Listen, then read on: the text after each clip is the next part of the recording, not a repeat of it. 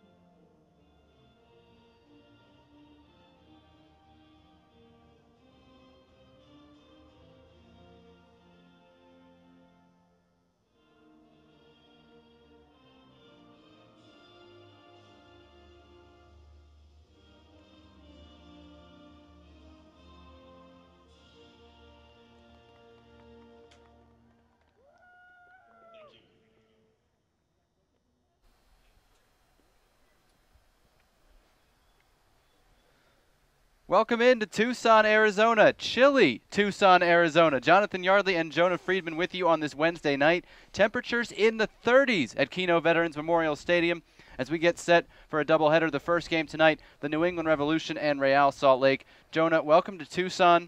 Did you bring long sleeves? I did. I had a feeling it might be a little chilly, but what I did not expect was the snow. Apparently it's the first time in 5 years it snowed in Tucson. Snowed earlier in the day. It has melted off pretty much everywhere throughout the city, and the field looks in good shape, actually. But, again, it is a cool night, and unfortunately I think it has scared away a few paying customers. We hope they're just caught in traffic. New England and Real Salt Lake in the first game tonight. New England 1-1 in the tournament after a 3-1 win over New York on Saturday. Real Salt Lake 0-1-1, losing to Seattle. Both teams still with a chance to reach the final. Seattle has clinched a spot in Saturday night's final, which can be seen on NBC Sports. New England can clinch a spot with a win, virtually clinch with a tie. New York would have to do a whole lot of scoring against Seattle.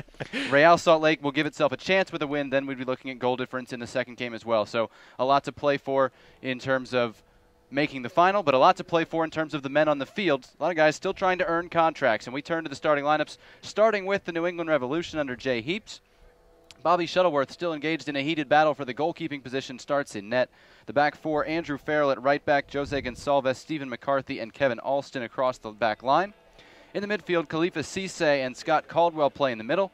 Kellen Rowe on the right, Donnie Smith on the left. Lee Wynn going to play as a withdrawn forward. Very interested to see how he does there behind Jerry Benson. Jonah, what stands out to you? First of all, your pronunciation is excellent. That's what stands out immediately, so kudos to you. Much studying and much help from a certain New England communications professional. They're pros. What stands out to me, first of all, is Lee Wynn playing in that deep-lying forward role. Obviously, he played a lot more on the left last season. He very effective out there, was voted their player of the season.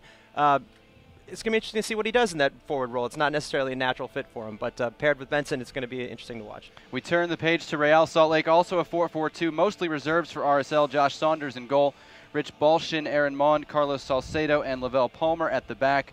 Jordani Alvarez, Enzo Martinez, Cole Grossman, Sebastian Velasquez in the middle. David Viana, a withdrawn forward behind Devin Sandoval. And that's the lineup for Real Salt Lake. We'll run through some of the keys for RSL in a bit, but we get underway right now with Real Salt Lake taking on New England. Real Salt Lake in the claret and cobalt going right to left across your picture, attacking toward the left field bullpen. And the New England Revolution in navy blue attacking left to right in this first half. The referee, Ishmael Elfath. Fourth official, Armando Villarreal. They'll switch roles for the second game. Two familiar faces to MLS fans. Jonathan Yardley and Jonah Friedman with you from Keno Veterans Memorial Stadium. Final group game of this tournament. Again, there will be one more doubleheader after tonight. That's Saturday, third place game, and the championship game can be seen on NBC Sports. This will be our final broadcast on MLSsoccer.com. And Jonah, we got to look at Real Salt Lake's lineup again. Likely going to play starters on Saturday to get into that Saturday rhythm. But out of this group, what are you looking to see? Well, a lot has been made during the offseason of that remade backline. They lost Hamasan Olave, and Nat Borchers is out at the beginning of the season with an injury. But you look at the four across the backline in this game, and it's basically four guys who have never really suited up for RSL. Carlos Salcedo is an academy guy, but the other three guys completely new to the team. Rich Balshan trying to stick here after leaving Columbus last season. Aaron Mond in from Toronto, and Lavelle Palmer, the much-traveled Jamaican, trying to stick. New England with it right now at the back. Stephen McCarthy to Andrew Farrell. We saw Andrew Farrell at center back in their scrimmage against Phoenix FC earlier in the week. A closed-door scrimmage, but a few of us were able to watch it on the condition that we not report too much in the way of details about it. But and that's all apparently we're saying about that. But we do expect to – that was 4-1, I can tell you that. Oh, that's good. There you go. And we do expect to see Andrew Farrell at center back potentially in the second half tonight, at least at some point in this tournament. But again, likely he will start the season as the right back, and they'll look at moving him potentially later on. Jose Gonsalves on it right now, all the way back to Bobby Shuttleworth, who clears in the air in the direction of Lee Wynn. And it's out of bounds off of Aaron Mond for a throw-in to New England. We learned before the broadcast that Jose Gonsalves apparently speaks 6 languages. That's more than you and I combined. That's 5 more than I speak. 5.5 more than I speak. You're only giving yourself half credit for English? Have you heard me speak? Who said it was English? It's only been 2.5 minutes, so I haven't judged yet. I appreciate that. Just underway from Tucson on a chilly evening. Real Salt Lake with Rich Balshin throwing in. He was in camp with Chicago earlier but did not stick. And he's been in with RSL this entire week, but this is his first game action. He showed a lot of promise with the crew. It's injury slowed him down. I think that he's still got a lot to prove here, and I think he can definitely help this RSL team if they choose to keep him. But is right back a spot that he's really going to be able to use his skills? I've had people tell me at D-Mid he was this really influential guy for Columbus. I didn't see a lot of those games, but he hasn't been able to find a spot since coming back from injury. Well, he's one of these guys who needs to show that he's versatile, because obviously when you're coming off not being with a team now and not having a team, like, you really need to show you can stick in certain spots, and this is an opportunity for him no matter where. Throw in for New England on the far side of the field. It's in the direction of Benson, but won by Real Salt Lake. Aaron Mond won it, and Carlos Salcedo on it right now. Jordani Alvarez, and it's an interesting midfield shape for Real Salt Lake. They're known for that diamond, but with Enzo Martinez in there, both he and Jordani Alvarez tend to sit deep, so it's more of a flat midfield duo. Second straight game that's something like that, a little bit more of a flat midfield. Here's Lavelle Palmer on the ball right now. Back to Salcedo. Left-footed center back. They've really been happy with him. Jason Kreis said he's taken a leadership role, which for a 19-year-old is kind of incredible. But with, again, Nat Borchers out, increased repetitions for just about everybody in the center of that RSL defense. Yeah, this RSL Arizona Academy has really been a great resource for this team. Salcedo coming from there. Their backup goalkeeper, Lalo Fernandez, is homegrown, also came out of there. But lots of good prospects there. Salcedo, not technically a homegrown player. He had been with Tigres earlier, and Lalo Fernandez had actually played professionally as well earlier also, but both coming through that RSL Arizona Academy, which is less than 2 hours away from here. And they've got another player available today in Jordan Allen, who is still in high school. I don't know if we'll see him or not, but he's been training with the first team quite a bit.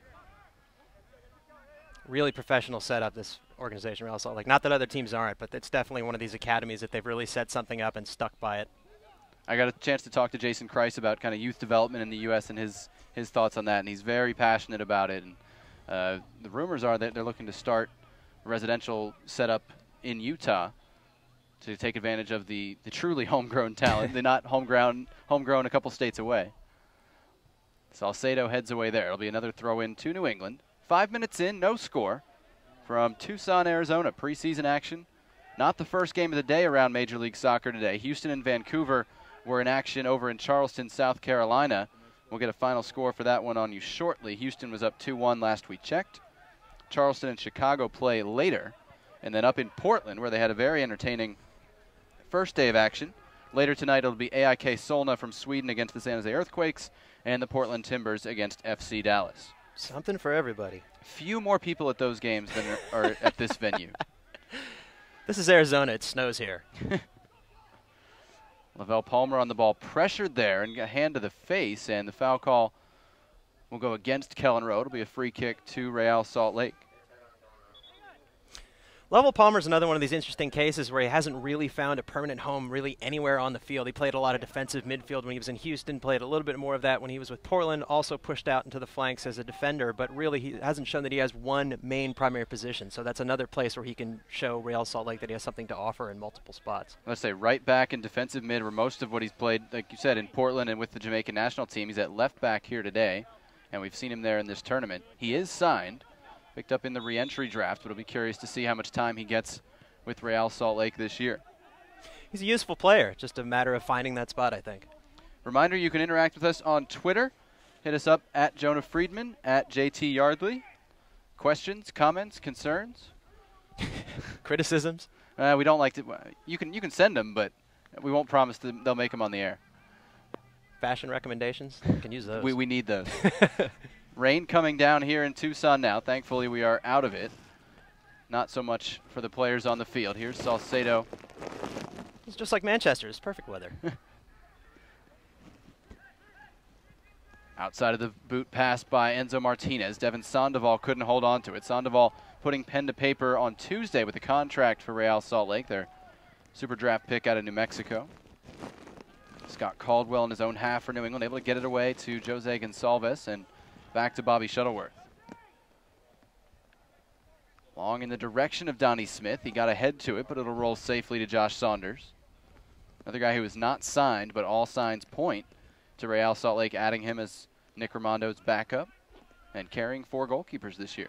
Kind of a surprising move when you bring in a 2-time MLS Cup winning goalkeeper as a backup. Decent experience to have off the bench, I'd say. Definitely. Step up here for New England. That was Alston. Got it outside to Wynn. Now Donnie Smith. Gets it back from Wynn. Stayed on side. Bends it in, and it's headed away by Mond with Alston lurking. New England still with it, but a rough pass by Gonsalves. They're still able to keep it. This is Cisse. Andrew Farrell overlapping on the right. Plays it in early, and it's too high for Lee Wynn. And Real Salt Lake will try to build out of the back. Broken up there. Here's Caldwell. Rarely loses the ball in the center of midfield. Not necessarily a game-breaking pass type of player, but always good with the simple pass. No foul. We play on there, and Real Salt Lake with it. Here's Velasquez. Velasquez and Martinez, longtime friends, now with the same professional club. Balshin on the right. Looking for Grossman. It's broken up by Khalifa Cisse. It'll be a foul whistle. 29-year-old Cisse, born in France, has played internationally for Mali. Great size for a center mid, Jonah. 6'2", 180. You don't like going up against that. They expect a lot out of this guy. He comes pedigreed, but he's also just a real good physical specimen. Lots of good pedigreed skills. We do get an update from Blackbaud Stadium in Charleston. Final score, Houston 2 and Vancouver 1. So both teams 1-1 now in the Carolina Challenge Cup, which is 3 games. Highest-ranked team takes the title. David Viana trying to slip that one through, and Andrew Farrell broke it up. Kellen Rowe head up on the move. Here's Benson with a touch. Tried to get it back to Kellen Rowe making a run, knocked out of bounds for a throw-in. Benson's going to be such an important player for New England this year. I mean, he's obviously perhaps the most accomplished striker on this team, but he never really has found that rhythm in MLS. He hasn't really found that same form that he's had at the international level. He's been dominant for Honduras and just hasn't found that rhythm here in MLS. For the Revs to have some success in attack, he has to figure that out. 13 games last year for New England, scored twice. That one headed out by Salcedo, another New England throw. Compare that to his strike rate for Honduras, 32 caps, 15 goals, so a high number there. Of course, I think that includes a bunch against Grenada, but I think Omar Gonzalez is seeing him in his nightmares as well after that game down in San Pedro Sula. Yes. If American fans hadn't heard of him before, they certainly have now. Mond with a missed kick, pressured by Cisse, who gets it for New England. Leaves it off for Kevin Alston over on the left side now after beginning his career as a right back. And it's played out of bounds as Cisse is down on the field for New England. They've already seen more injuries than they could stomach in this tournament, with Chris Tierney going down in the first game. And there was an injury from the scrimmage as well the other day. Yeah, Darius Barnes getting a nasty cleat to his Achilles. Had some stitches for that one, so obviously sitting this one out. We saw some very pleasant photos of that one. Not for the faint of heart. John, quick tweet here from our buddy Matt Montgomery, who runs the Under the Crossbar blog. He just reminding you that Arizona is just one state away from Utah. I had the thought, but I was going to let it go. Yep. I know. I'm didactic enough. Just let this go.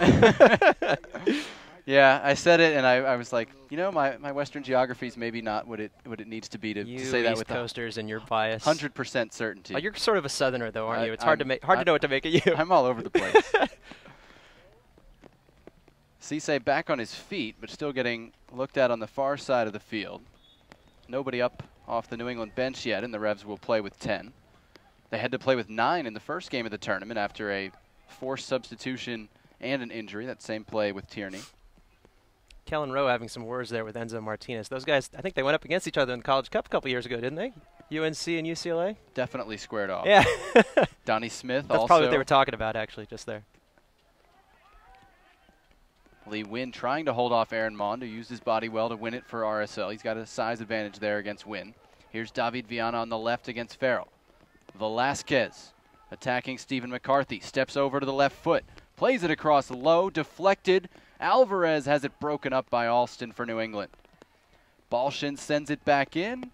Too far for Sandoval, and the flag is up against Velasquez, offside against Real Salt Lake. But the first real scoring threat of the game there. Great piece of work by Velasquez on the left side there, keeping the ball short, passing, taking on 2 defenders, and delivering a pretty nice cross. Real Salt Lake's really going to need those kinds of skills, and it's nice to see him out there doing that, especially with Javier Morales out for the beginning of the season. Nat Borchers, Chris Wingert also missing for Real Salt Lake. Borchers and Wingert are here. They've been working on the side in training this week. This one off the head of Salcedo, easy for Josh Saunders. It's the second straight winter that Nat Borchers is sitting games out in Tucson. It was the same deal last year, had a little bit of an injury, working his way back to fitness. We were actually hoping to draft him up here into the booth, but then Jonah decided to show up and didn't have anything else to do. I really intimidate Nat Borchers, just FYI.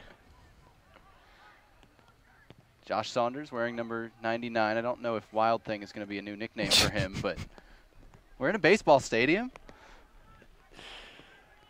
You have to figure he picked that number, right? You don't just get assigned number 99. I don't think a whole lot of equipment managers keep number 99 on hand just in case. Donnie Smith got a foot in to break that one up, and a hard tackle between Grossman and Alston has Alston down, another man down for New England. Cisse is back in, but Kevin Alston struggling.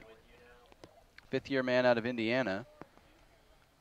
And Lee Wynn and the referee, Ishmael Elfeth, both told the bench to hold off, so all signs point toward Alston being okay. Where are your question marks for New England this year, Jonah? There's a team, obviously, I think still we'd say in the rebuilding mode.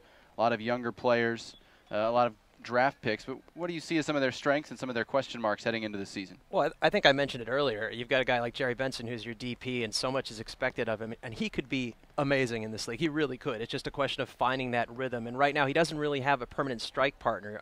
Obviously, Sayersen. Thank you very much. Sayersen still out with an injury. That's going to leave maybe Diego Fagundes to play up top a little bit. We see Lee Win here today as the second striker. So, I mean, that's the main question mark for me. That midfield is stacked. It can be very good. But Kellen Rowe, obviously, he didn't spend a lot of time in the lineup in the middle of last season. Maybe this year he'll get a little bit more out of him. That's a guy there's a lot of upside to.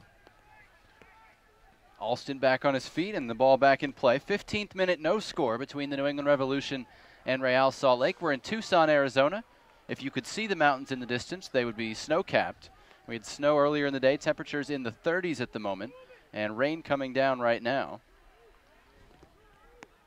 As Jonas said, perfect soccer weather. Not exactly what you expect for preseason, but here's Stephen McCarthy. Rowe, great turn to get by Lavelle Palmer. Early cross, picked off easily by Salcedo, and that was one great move from Kellen Rowe, and then a final pass in the attacking end that didn't quite measure up. It's good to see the aggressiveness, though. I mean, that's what they need. It's something that had been lacking for him a little bit last season. I think he just sort of hit the rookie wall, as they say. But you come out of the gates flying like this, and maybe there will be no sophomore slump after a rookie wall. Is that enough cliches? I was about to say, I was wondering if you could throw any more in there, any more alliteration. Here's Lavelle Palmer returning the favor down the left-hand side. Left-footed cross blocked by McCarthy, and out for the game's first corner kick. Could see just a little hesitation in the windup of Palmer. Should I hit this with my left? And he did, and McCarthy got a foot to it. The corner kick will be taken by Velasquez.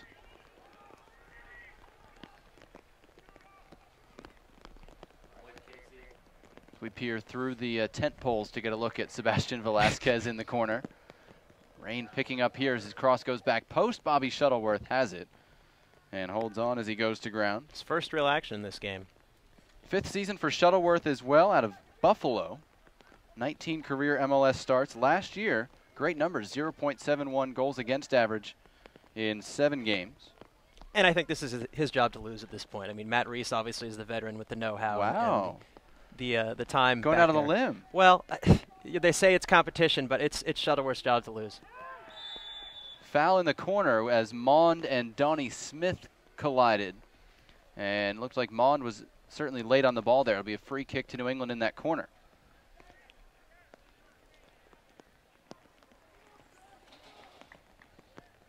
Rain picking up in intensity here. Wynn lining it up as Donnie Smith tries to gather himself on the far side.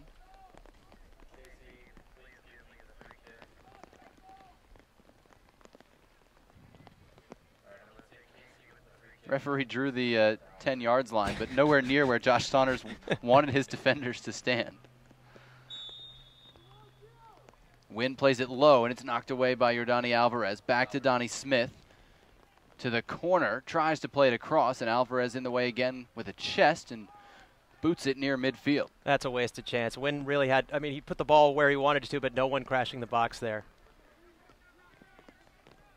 Salcedo's clearance deflects. Balshin just did enough to keep it away from Lee Wynn.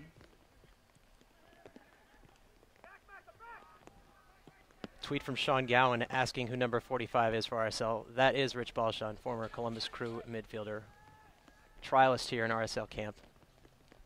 Sandoval on the ball here as Balshin tried to overlap on that right side. And again, David Viana playing as a withdrawn forward off of Devin Sandoval here for Real Salt Lake. If you're just joining us and missed the lineups, Enzo Martinez getting a rare look. Started 8 of Real Salt Lake's 9 reserve games last year, but didn't play in any competitive match. Balshin on it right now, inside to Alvarez.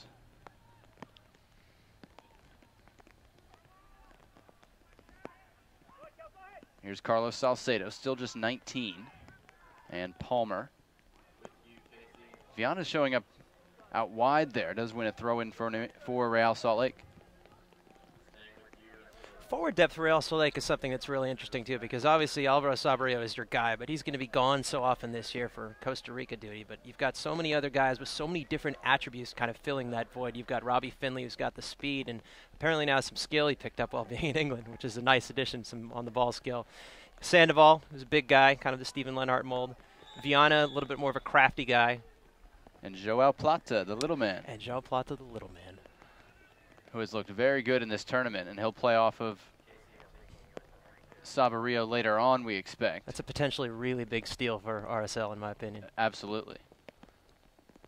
Cisse and Wynn forced a turnover there, and it gives New England the dangerous free kick chance. Lee Wynn has taken a lot of these. Stephen McCarthy trotting over, surely not to take it, probably to tell Lee Wynn exactly where to find him. I'm going to be over here. You put the ball on my helmet. Something like that. Yeah, that's pretty much been the Real Salt Lake strategy, or New England strategy on set pieces, and why not? This is Wynn going back post, looking for Gonsalves, and it's headed away by Mond. Offside flag was up, however. Didn't see against whom, but it'll be a free kick for Real Salt Lake. It's not a bad set piece there, though, by New England. You can see they're trying to get organized. They're trying to figure it out. Some good communication there. I don't think any coach will be happy, though, to see an offside call and a set piece kind of negating the chance. Details. This is why they call it preseason. 21st minute, no score. No real shots to speak of either in the early going here, and the rain really coming down and making it tough to play out there. Long ball here by Gonsalves, off the mark. I'm not sure it's rain anymore, is it? That's what I was looking at. Velasquez going to shoot from distance. Shuttleworth spills it. The rebound cleaned up by Sandoval, and Real Salt Lake takes the lead. The conditions surely no help there, and Sandoval gets the rebound goal. Textbook mop-up job there. I mean, that's exactly what you want. You want that aggressive nature in the box, and you want people crashing the box to make sure. Here's a look at Velasquez shooting from outside. Wicked knuckle on that, and Shuttleworth leaving the rebound in a really dangerous spot. I mean, it's tough to blame a goalkeeper. Well, these conditions are with terrible. Spin like that. And the conditions are just awful. But, of course, after I go about praising him and calling him the goalkeeper of the future for New England, he does that. So, sorry, Bobby. It always strikes. It always happens. Fans retreating to the concourse here to hide from the elements, which, again, is something between rain and snow at this point. There's a word for that there, John. Sleet? That's the one. Okay.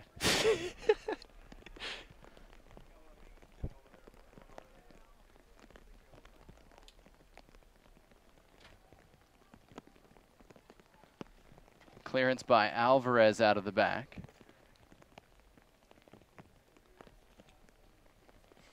Loose in the center circle. Kellen Rowe brings it down for New England, but there is a whistle and a man down for Real Salt Lake on the far side of the field.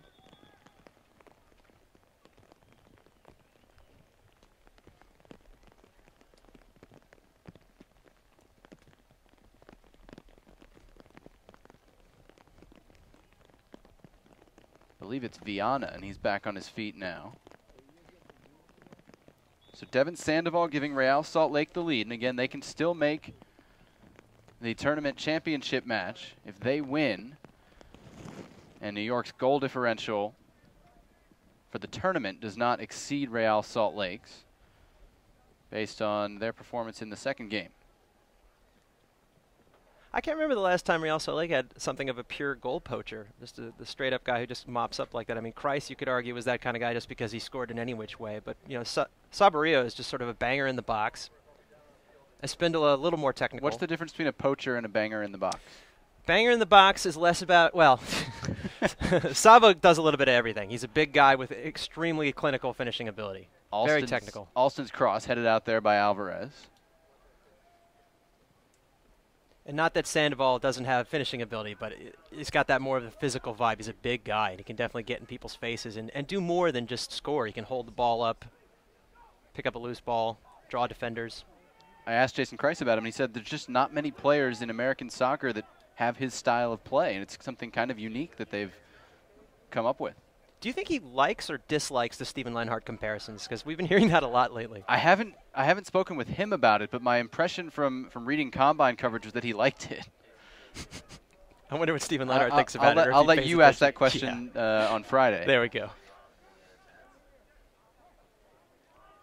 Yordani Alvarez on it here. Everybody back on the field. Both teams at full strength here.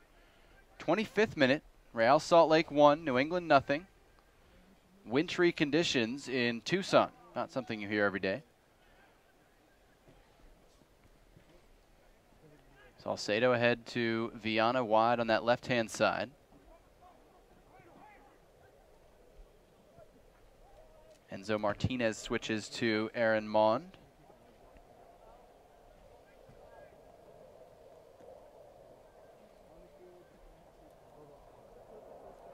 Now Grossman.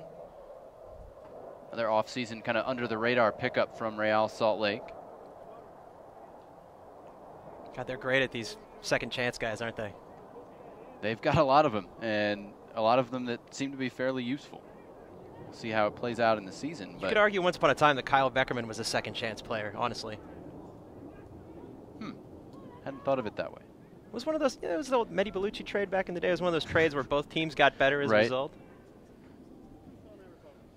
I don't know how long that got better lasted, but I guess Colorado did get an MLS Cup championship eventually.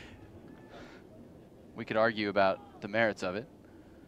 Here's Donnie Smith on the left for New England. Good cross in near post. Oof. Saunders got a piece ahead of a flying Kellen Rowe, and the foul ended up being called on Rowe. I'm not really sure why. Flying headbutt is my guess. That's a technical term. We get a look at the replay from what you can see through the sleet. Certainly Josh Saunders got to the ball first, and then Kellen Rowe in as it turns to full-on snow here. So certainly the call against Rowe.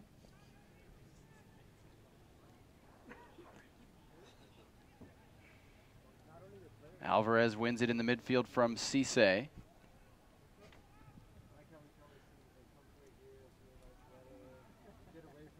I have to say, I don't know that I've called a game in snow before. I was just thinking that.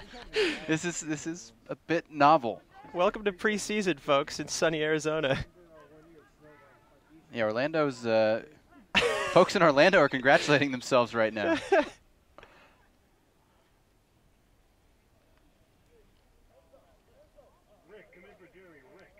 And I believe the referee has halted things for the moment. In the 27th minute, and is going to converse with those on the touchline. So we'll try and get an update from the sidelines and see if we're going to have a delay. As soon as the referee called people in, the snow actually seemed to back off just a little bit. It's, of course, still coming down, but the intensity dropped off just a shade. Maybe he's asking if they have the famous orange ball. I don't know. I think we have a few more inches of snow to pile on before we get there, but that'd be fun. It's not like either of these teams is inexperienced with bad weather, so. Yeah, but I say they're just getting ready for March soccer in Boston and Salt Lake City, or Foxborough and Sandy, if you would like to be specific. Guys, get underneath the tent, and we'll talk.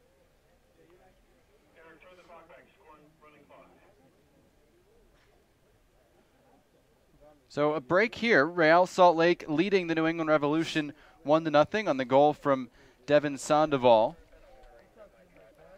And really one of the first good scoring chances of the game. Sebastian Velasquez found space, let fly with the left-footed shot. Got a good knuckle on it, and the rebound was an easy tap-in for Devin Sandoval.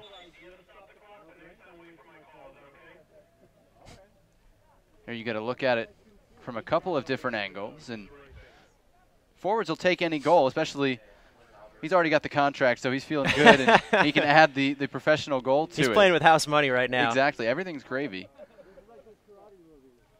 Desert Diamond Casino money, if you will. I don't know anyone in this building who has spent time. As Kellen Rowe returns this one to Josh Saunders, and we're back underway, so honestly, couldn't tell you what that break was about. It certainly wasn't the water break that we've seen in the past. But frozen orange slices. We are back underway, 29 minutes in. Real Salt Lake 1 and New England 0. Andrew Farrell heads this one away for a Salt Lake throw-in.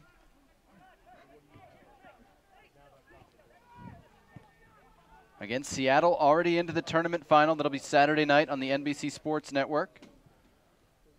who will face them. It could be any one of the other 3 teams. New England, again, needs a win or a tie to book a spot in the final. If RSL pull this one out, they're more or less a lock, right? Because of goal differential. I think they would be in good shape. Yeah. New York would have to win by several. That's a technical term, several. Were you asking me to have specifics ready? Not really, no. New York's -2, Real Salt Lake is -1 coming into today's game. So if Real Salt Lake won 1-0, New York would have to win by 2 to tie it, and then honestly I don't know what the next tiebreaker is. It might be a coin toss. There's your math, folks. John Yardley. My degree was not in any sort of mathematical field. But he does have a degree, folks. That's been confirmed. Has it? Just because it says so on my resume doesn't mean. Here's Mond. And that was actually Alvarez in the center circle. Now Aaron Mond on it. Floating the switch for David Viana, who has spent most of the game out wide on the left-hand side. Palmer, neat pass inside to Enzo Martinez. Top of the box, Grossman tried to keep it alive, broken up there, and Cisse comes away with it for New England. Lee Wynn with Bankson ahead of him. Benson back to Wynn, has Donnie Smith on the left now, uses him, waiting for some help. Back to Kevin Alston. Into the middle of the field to Caldwell. Now Andrew Farrell on the right, into the space vacated by Rowe. Farrell, 1 against 2 here, and Lavelle Palmer, with some help from Enzo Martinez, stands up the rookie and wins it for Real Salt Lake. I like the aggressiveness from Farrell there, but I don't know what he's doing taking on 2 defenders when he's got no help. He's still learning the finer points of attacking fullback at this level. A lot of upside on that kid, though. I like what he brings to the table. Here's Mond again at the back for Real Salt Lake.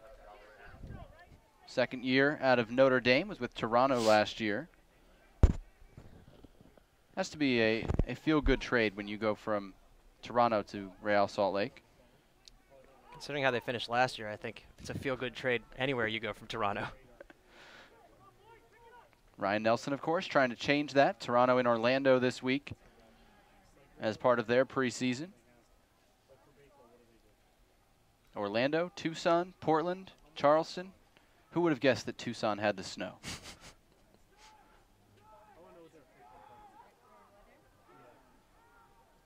Benson trying to pressure Mond at the back, and he gets the pass away to Grossman. Took a shoulder on the play, but the advantage is played for Real Salt Lake.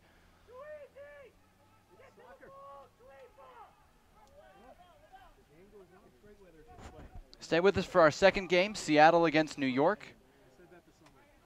Kickoff coming up in the vicinity of 9:25 p.m. Eastern Time.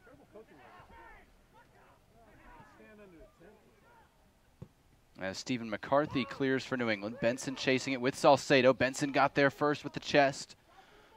Waiting for help and ended up crossing it to nobody. Lee Wynn got knocked around at the top of the penalty area, and Balshin able to clear for Real Salt Lake. Good job by Shuttleworth to move that one quickly upfield to Kevin Alston. Here's Donnie Smith on the left. Had it knocked out of bounds. Throw into the Revolution.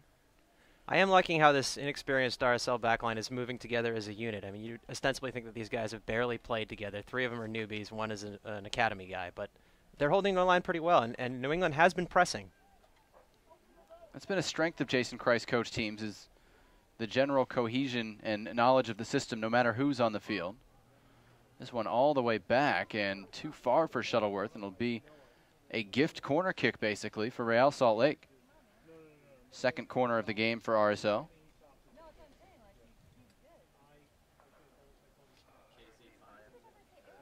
Velasquez to take this one as well. Let's see if Sandoval is a set-piece weapon. Oh, short corner there, guess not. Back to Velasquez, plays it low into the box. I don't know if that's what he was intending, but it didn't find anybody in Claret and Cobalt at the near post. One by Lee Wynn. One back now by Velasquez. Tried to skip past one man. It was Caldwell, I believe, and the foul whistled. Free kick to Real Salt Lake.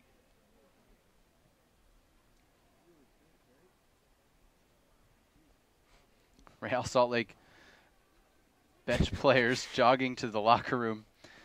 They were under their tent cover and now trotting off in the vicinity of home plate. Good effort, though, right? They'll go get limbered up, and we expect to see them at some point in the second half.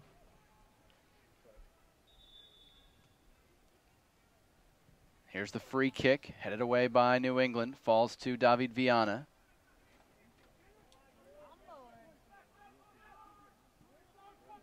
Alvarez, good ball inside to Velasquez, kept it moving. Salcedo across the box, nobody there at the back post. But really neat combination play from Alvarez to Velasquez to Salcedo. And they're working on that chemistry. You can see it. It's just a matter of time before somebody figures out how to get on the end of one of those. There's a look at Velasquez moving the ball quickly, and Salcedo firing it across the face of goal. Just couldn't connect with a teammate in the end. That kid has to figure out a way to be one of their weapons this season. With Morales out and with Luis Gil missing for U20 duty, it's a good opportunity for Velasquez. Here's Farrell at right back for New England. Plays it ahead to Rowe, keeps going. Farrell on the right, this time went early and tried to finally win. The pass was behind him. And Real Salt Lake goes the other way. Good shoving battle between Gonsalves and Sandoval. And New England comes away with it. Alston ahead to Jerry Benson on the left wing. Benson to the left foot to the end line, slide tackle. And it was broken up well by Aaron Mond for a corner kick. It'll be a first corner for the Revolution. Aaron Mond was one of the favorites of Aaron Vinter in Toronto FC last season. Didn't quite have the same sticking power with Paul Mariner, obviously, since he's here now. But Vinter saw something in Mond that he liked, and so did Jason Kreis. Wins corner, driven at the near post, and nobody there. Yeah, I'm not sure what they're doing. Not good communication there. Mond played 21 games in all competitions last year for Toronto, which was, of course, very busy between both stages of the Champions League and the Canadian Championship. He was a good player for them during the Champions League, I thought. Picked up an extra 12 games in those competitions.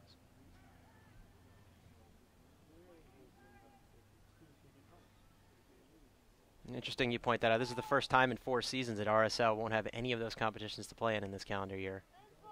And interestingly, they're going to keep a bigger roster, likely to carry 29 or 30 players this year after they've usually had 26 or 27.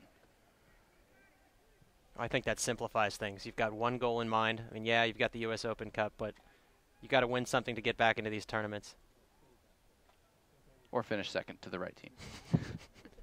Velasquez, Sandoval back to Velasquez, top of the box, left-footed shot wide of the far post. But there's that man, Sebastian Velasquez again. 22-year-old second-year man turning up his game.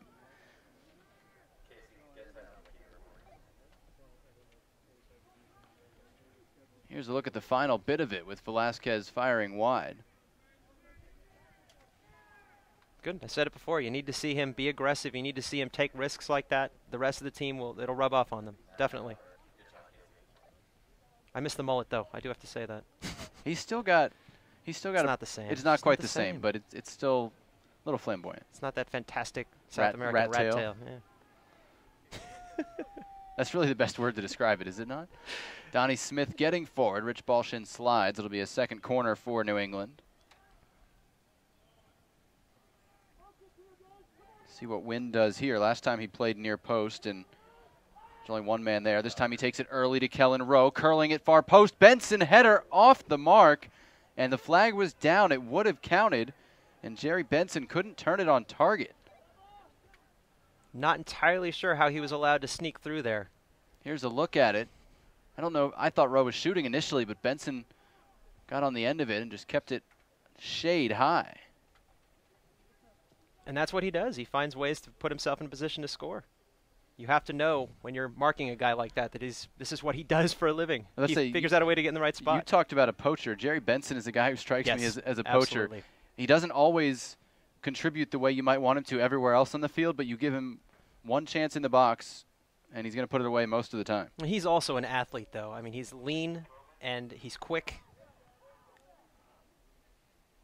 Here's Rowe moving through the center circle with Benson ahead of him. Leaves space for Wynn. Tried to get it back to Rowe. Broken up by Salcedo. And he steps forward into the attack. Feeds Viana on the left-hand side. Still Salcedo. Waiting for Palmer to overlap. Andrew Farrell picked that up, so Real Salt Lake continues to move it backward.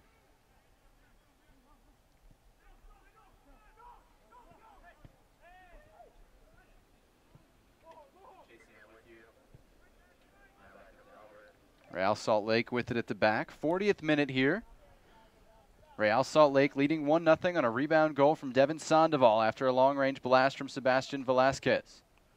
This one tried to play through in the direction of Enzo Martinez, still hustling, and it falls to Sandoval. Wide on the left for Viana. Takes it to his left foot, plays it across, headed out by Farrell. Velasquez had it broken up by Cisse. And New England gets out of trouble. It's a nice bit of athleticism there by Farrell. You watch him basically change direction to get ahead on that ball. It's a nice dynamic to have back there. He's started to look for one horizontal diving defensive header per game, at least. We've seen that as kind of a minimum goal for him so far. So we'll see if he lives up to it. Hasn't quite pulled it in tonight.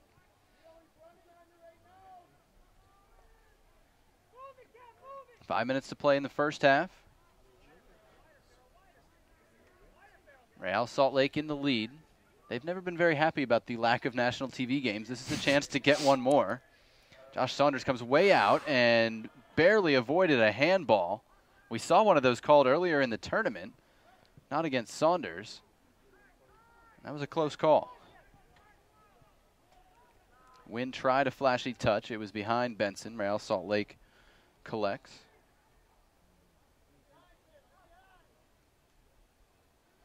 The precipitation has receded just a little bit at the moment. We might even be able to open our window up again at some point, Jonah. One can only hope. You don't want to take that chance? No, I'm in this for a long haul, man. Window open, window down, I don't care. Here's Saunders at the back. In the direction of Grossman at the halfway line. It was won there by Alston. This is Farrell in the center circle. Back to McCarthy. And Shuttleworth. Jay Heaps described it as competition between Reese and Shuttleworth for the #1 spot. And he said Louis Softner was competing for the 3rd spot, but no one else is here. So I think Louis Softner is in good hands for the 3rd spot for New England, but not a done deal yet. If you've got two guys competing for the #1 spot, then how do you have one guy competing for the 3rd spot by himself? It was a little bit of coach speak that I chose not to question. Math, again. He's competing with the ideal 3rd goalkeeper in the coach's minds. That's what we do around here. We compete with ideals. That's more true than maybe you intend. I think you've got a career in politics, buddy.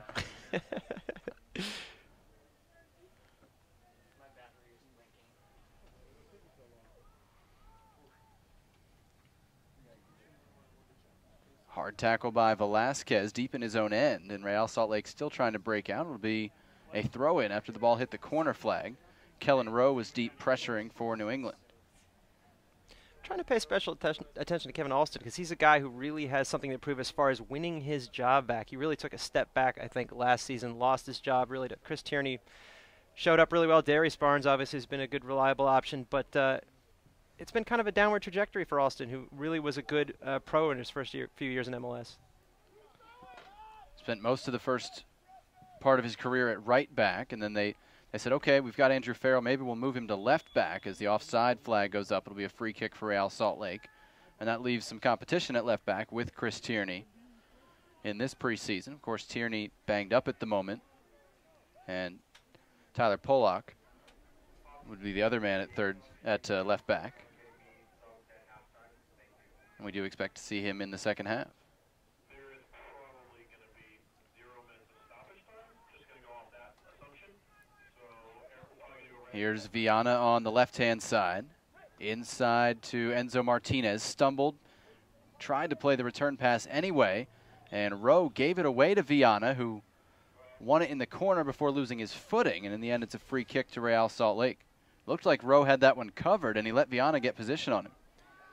Well, I think the field conditions are starting to come into play, too. You've seen guys slipping a little bit more. It's not easy out there. Real Salt Lake take it early. The shot far post, and Bobby Shuttleworth got a hand to it, and it'll be a corner kick. New England was furious with the referee, Elfath, for allowing play to restart so quickly. Yeah, they weren't expecting that, you can tell. Good reaction save regardless from Shuttleworth. Well, there's a big pull in the beginning of the first part of that shot, but there's the stop by Shuttleworth. Just being honest. Just visual effects, really. Third corner kick for Real Salt Lake, all taken by Velasquez. Going back post, Shuttleworth got a hand on it, but no more. It's back to Lavelle Palmer. Cross floats in. Now Jordani Alvarez on it. Tried to play it into the box, broken up by Scott Caldwell for New England. Trying to move it quickly. Here's Rowe in the attacking end. Playing it ahead for Benson. Balshin got position on him.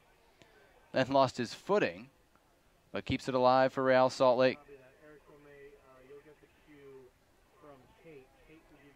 Velasquez across the halfway line.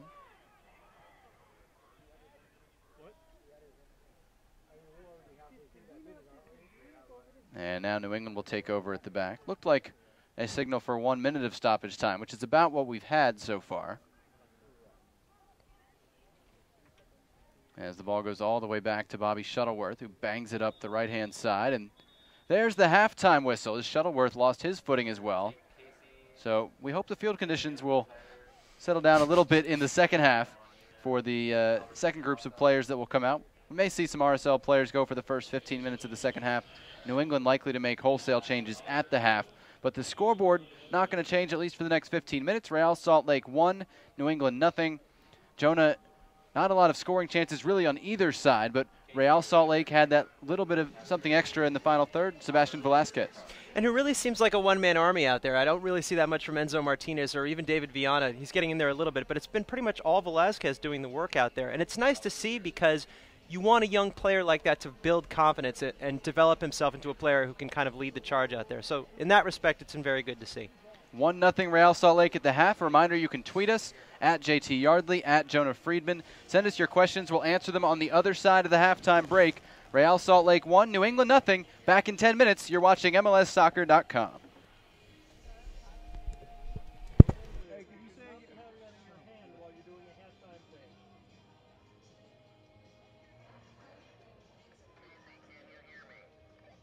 Yeah, I can hear you now. My walkie keeps turning on and off. Can you say it again? Son of a bitch. What's that for? What's the cup for?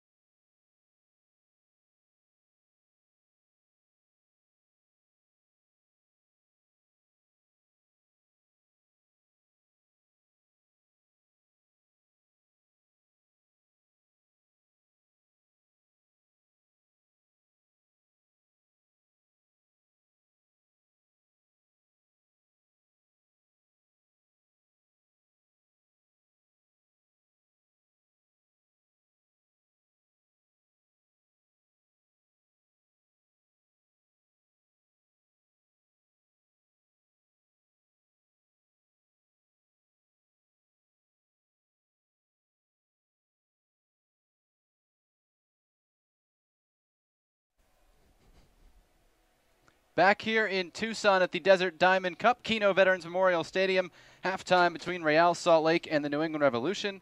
Real Salt Lake leading New England 1-0. And the biggest question, Jonah, that we've had to answer at this break is the tiebreaker situation. And we do have clarification from the tournament committee. Goal differential is the number one tiebreaker. The next tiebreaker is goals scored.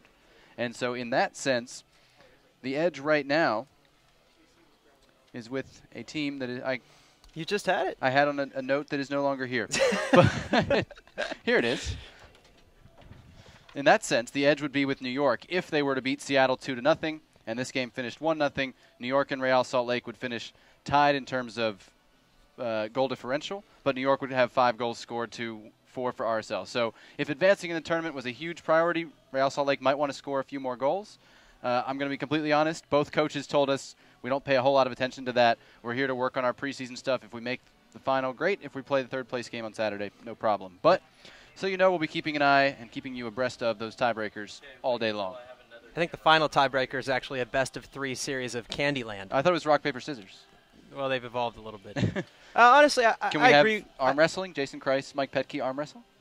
Wow, that would actually add a nice twist to this. Honestly, yeah, I understand. It's true. You don't really care who you're facing and whether you're in the final. But it is nice to start the season with a trophy in the cabinet. I know it's just a preseason trophy, but it's a good precedent to set. Don't forget the Galaxy won it We'll here. send the trophy home with you then. That's fine with me.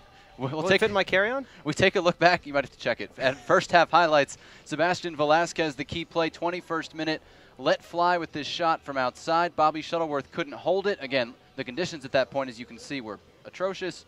And Devin Sandoval on hand to tap it in, put Real Salt Lake in front. And then New England's best chance, Kellen Rowe with the cross.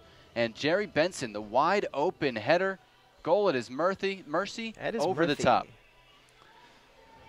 Might be Murthy. You just had to say something, didn't you? No, because I liked it. Bobby Shuttleworth with the save late in the half to keep it a 1-0 game. We're going to have a lot of subs in this second half. We're going to do our best to keep you informed as to who is playing where. And we start with New England. Bobby Shuttleworth remains in goal. And then we're going to start with the back line. Tyler Polak at left back. AJ Soares is in the game at center back. We expect him to be joined by Andrew Farrell, who stays in the game. And the new right back is Bilal Duckett. In the midfield, Gabe Latigue is over on the right. Andy Dorman and Clyde Sims in the middle.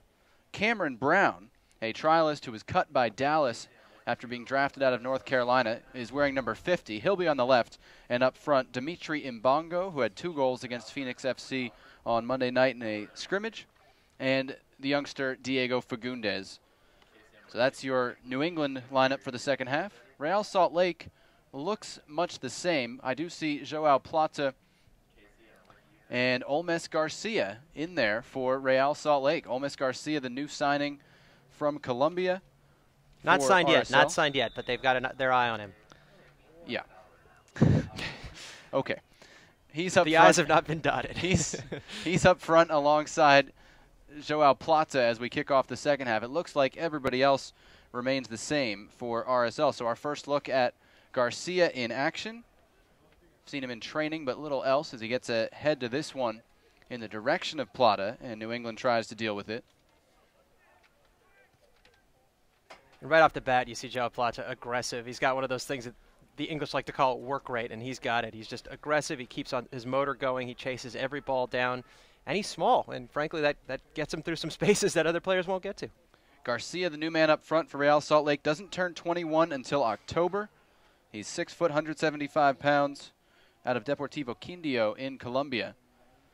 And again, expected to put pen to paper with Real Salt Lake and join the club this year, not as a young designated player, is what we were told if the signing goes through. So he's up top alongside Plata. Everybody else remains the same for Real Salt Lake at the moment. Viana and Sandoval were the 2 that came out. Early stages of the second half, Real Salt Lake 1, and the New England Revolution nothing. Here's Plata.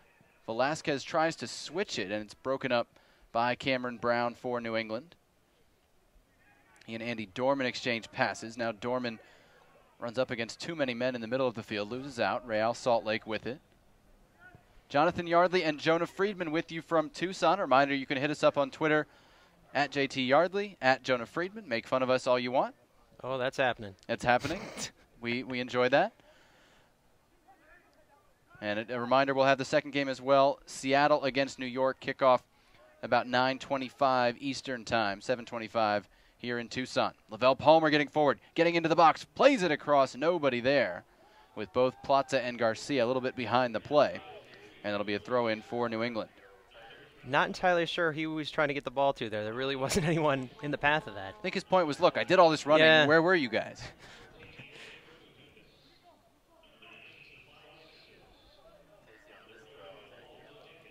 So 9 subs at the half for New England, 2 for Real Salt Lake, and RSL will make some more, we predict, as the half goes along. But Real Salt Lake leading New England 1-0. Again, a win would give Real Salt Lake a chance to get into the championship game. It would put them on 4 points ahead of New England, who has 3.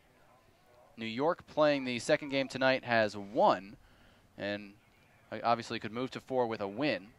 Seattle leading the tournament, already in the final with 6 points, having beaten New England 2-0 and Real Salt Lake 2-1. Free kick to New England in the attacking half. The weather has gotten a little bit better, Jonah, as we get going in the second half. Hopefully it stays that way the rest of the night and we don't get another deluge? I don't know about if is it a deluge if it's snow?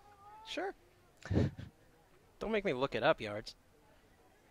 You've been pointing out, my language inconsistencies. I'm going to point out yours. This one loose in the penalty area, cleared by Real Salt Lake. You've got the computer. You actually can look it up. So I think about how my fellow staffers at MLSsoccer.com feel, like the editorial police. Which one of us? Both? All of them. No, which one of us is the police? Good question. You most of the time. Yeah. Brought down by Mbongo in the midfield, but he can't hold it. Real Salt Lake goes the other way. That one broken up by Duckett at right back for New England. Cameron Brown lost his footing, held on to the ball, though, with Polak ahead of him.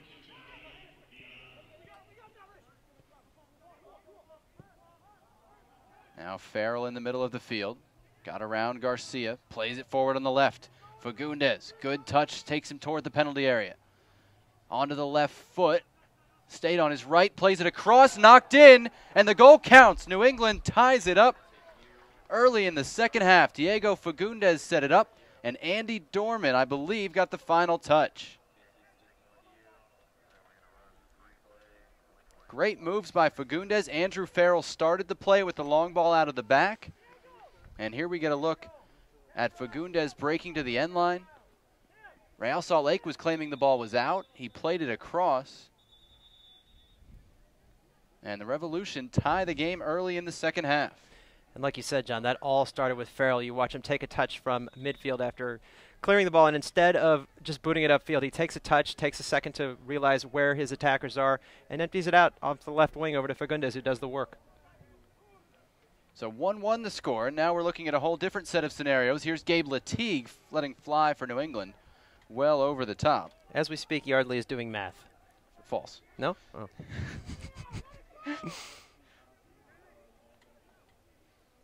1-1 early stages of the second half, 51st minute.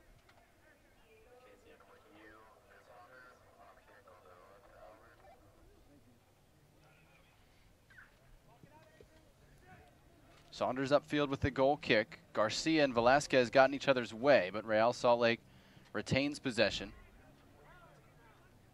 It's Lavelle Palmer on the left-hand side for Salt Lake, all the way back to Salcedo.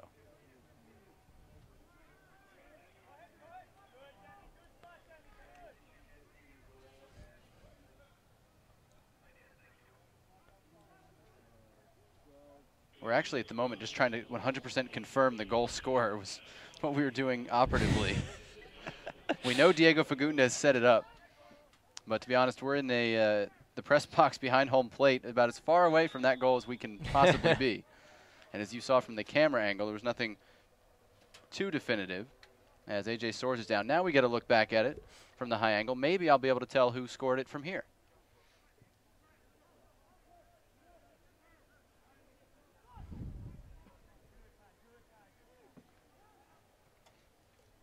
And it was indeed Andy Dorman getting the goal, so we had it right. They can't make fun of us for that too much, can they?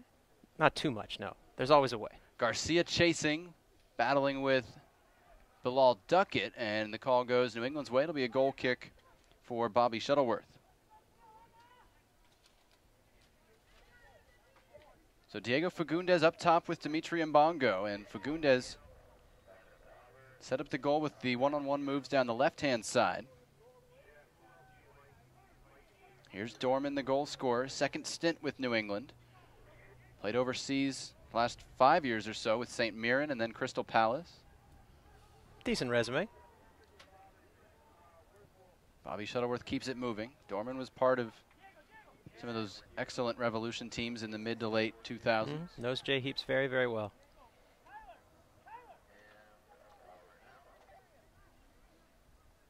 We've seen Cisse and Sims really show up as the first choice midfield duo for New England through most of the preseason, but Dorman and Caldwell have not been bad either. It'll be interesting to see who Jay Heaps decides to go with at what points this season. It's nice to have competition in multiple positions because you're building depth that way. And if you have more reliable guys there, obviously the better you're going to do. Andrew Farrell cut that one out but couldn't keep it in. It'll be a throw into Real Salt Lake on the left-hand side. And, of course, if someone gets injured, it's great to have a group of guys like that has been competitive. It's interesting to watch Farrell at center back in this half so far. He's definitely got that forward-going mentality, kind of like a Jeff Cameron type. Yeah, that's what I noticed the other day as Lavelle Palmer breaks forward and gets taken down by Bilal Duckett. Free kick and a yellow card coming. It's a yellow card to Duckett in the 54th minute. Pretty clear cut there. And a dangerous free kick for Real Salt Lake. We'll get back to the point about Farrell after this play, as we saw New England take a free kick from here earlier and really fail to create a whole lot from it. As we get a look back at the play, and Lavelle Palmer again showing good pace down the left-hand side. Duckett just really late with the slide tackle. We've seen Palmer get forward a couple times. Again, the referee draws the 10-yard line nowhere near where a goalkeeper wants his wall to stand. It's just a loose interpretation.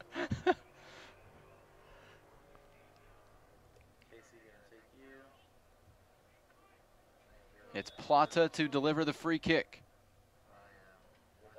Sends it in low near post. It's deflected. It took a deflection off the head of Latigue. We could see it very clearly, and the referee could not, and it's going to be a goal kick. Real Salt Lake argue. They had a good point. It came off Gabe Latigue's head, but no one really had an angle to see it from the officiating crew. But going back to Farrell, what I noticed when he was at center back on Monday, which is they were trying to get him minutes at that position, was exactly what you said. He really wanted to start the offense from center back, and he doesn't quite have an idea of the right time and place to do that yet at this level. But we've already seen him kind of take a step forward in that, in finding Fagundes to set up the first goal. So that's the potential that Jay Heaps sees, and the reason he may not start the season at center back, but could end up there later on. And a lot of that is just maturity and learning the rhythm of the game, of the professional game. Tyler Pollock fouled there. It was a bit of a late call, but it does go New England's way. And it'll be a free kick to the Revolution. And it's one of those things where they say, oh, it doesn't matter how good you are, but really just those reps of seeing the game at that level and not being surprised by anything you see is really a difference maker, and at center back's a spot where you can't afford those little mistakes. Well, the thing you hear about Farrell that he's got is the soccer IQ, and it's one of those nebulous terms, but it definitely is something to take into account, because when you start to understand the flow of the game and you know when you have the timing to do those kinds of things, it's definitely a skill that he's got and something he's going to pick up going down the line with more reps. I thought you were going to ask me to calculate soccer IQ. There's a formula somewhere. I was a little worried.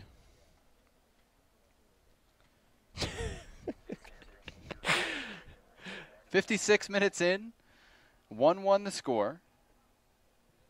New England and Real Salt Lake. Free kick for the Revolution. Gabe Latigue to take this, right-footed. Seems to be his preferred foot, but he's played on the left in this preseason and done okay over there. Ishmael Elfath, the referee, warning a few players in the penalty area.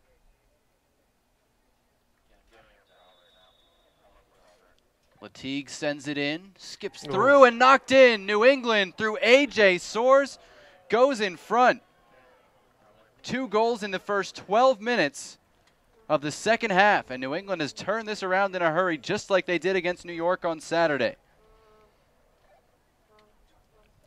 Here's a look at it. Latigue's delivery. And Soares met it around the penalty spot, and great header into the upper corner.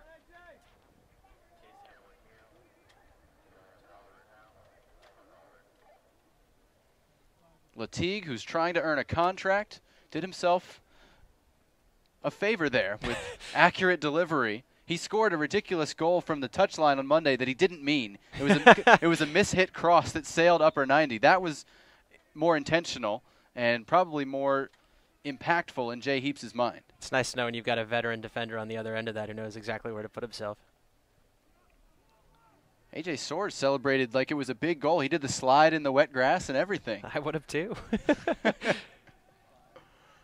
The rhythm of this game is totally different, and I know like the New England lineup is completely different in the first half, but they've found chemistry, they found rhythm very early. Real Salt Lake, of course, not a first-choice lineup, and again, we expect to see the starters for about 30 minutes, maybe a little less. And then the plan for Jason Kreis is to play the starters almost the whole game on Saturday and to get them into that every Saturday rhythm. As this one's played out of bounds, it'll be a throw-in to New England. Seattle's taking the opposite approach.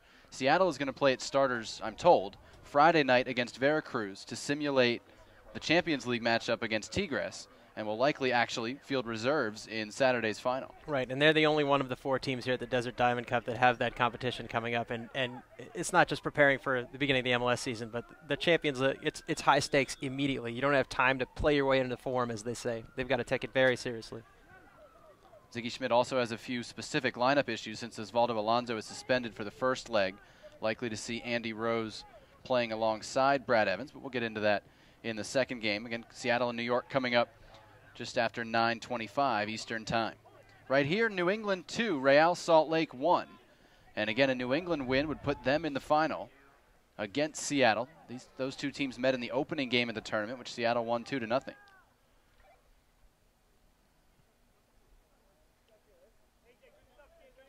Free kick to New England on this near side. Goals from Andy Dorman and A.J. Soares,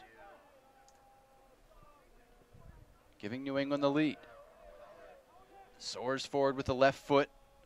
Fagundes, good footwork to get it to him. Bongo tried to return it to him, but it's picked off. Here goes Velasquez for RSL. Tried to pick out Plata. A.J. Soares read it.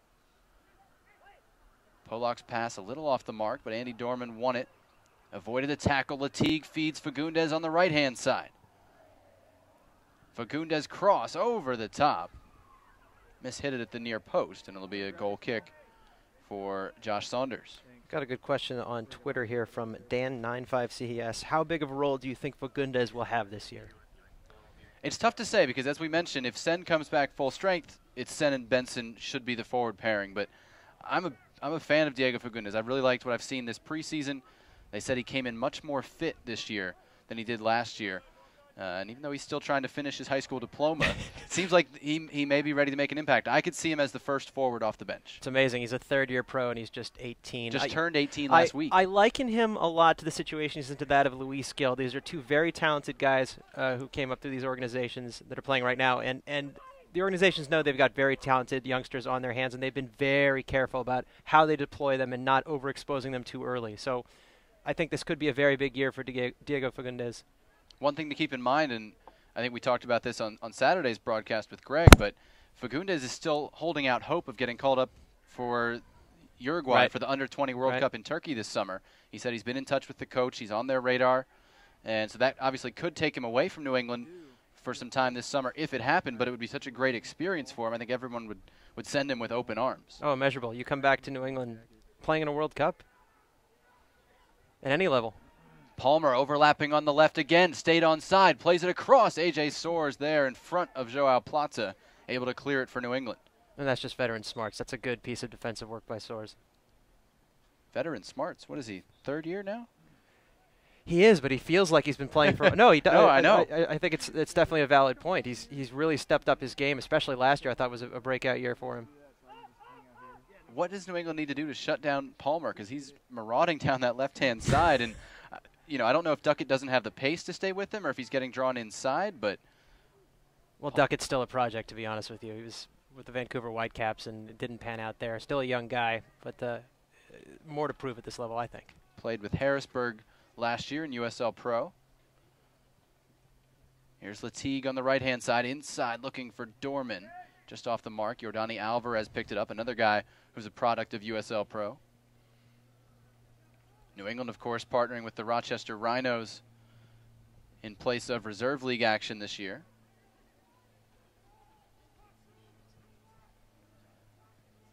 Garcia with a touch on the far side for Real Salt Lake.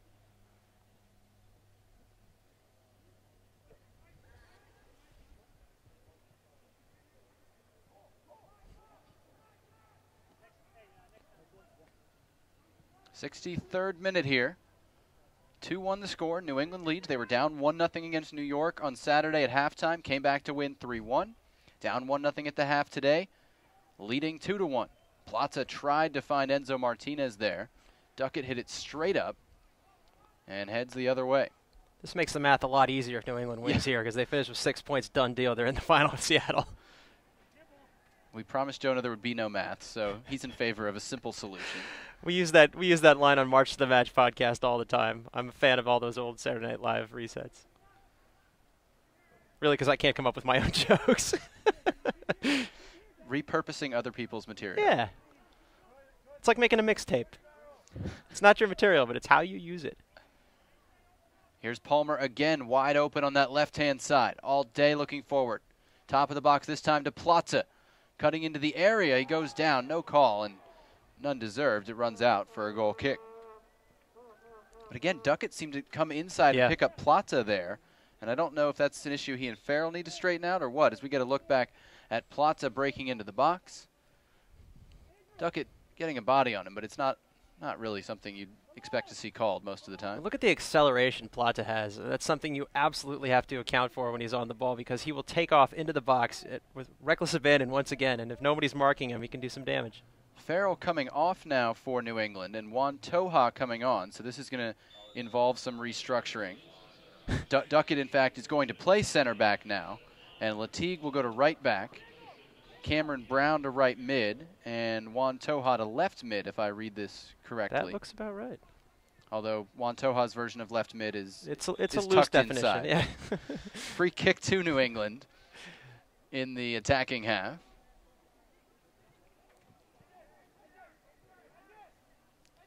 Somewhere in there, New England is hoping they've got the Juan Toja of a few years ago in Dallas when he was just awesome for that team. I don't think there's anything to be worried about with Farrell. They just wanted to get him a few minutes at center back, but Toja, having some fitness issues and not ready to go a full 45, comes in to get the rest of the half here. And you've got to get him some minutes if you want him to be a contributor this year. That said, I really do like what I saw out of Farrell in the limited minutes he had. AJ Soares lining up like he's going to hit this free kick. He's got Juan Toja with him, who's the more familiar name, but I saw Soares do this in training yesterday. He was pretty good. Instead, it's Toja, blocked by the wall. And I could have done that. Yeah, Soares then hits it into the bullpen with his left foot. Soares was lining up free kicks from about 35 yards yesterday, and whenever the forwards had a break in finishing, he would just rip knucklers that landed just under the crossbar. It was actually pretty impressive. I go to San Jose trainings quite a bit since I live in the Bay Area, and I've seen Victor Bernardez do that. And we've seen him do it in games. In games, yeah, and it's amazing. You see this enormous guy just rip it. Josh Saunders still has nightmares. Although, I think it ended okay for Josh Saunders. It ended just fine. I think Robert Green has more nightmares of that variety. Free kick to New England out of the back.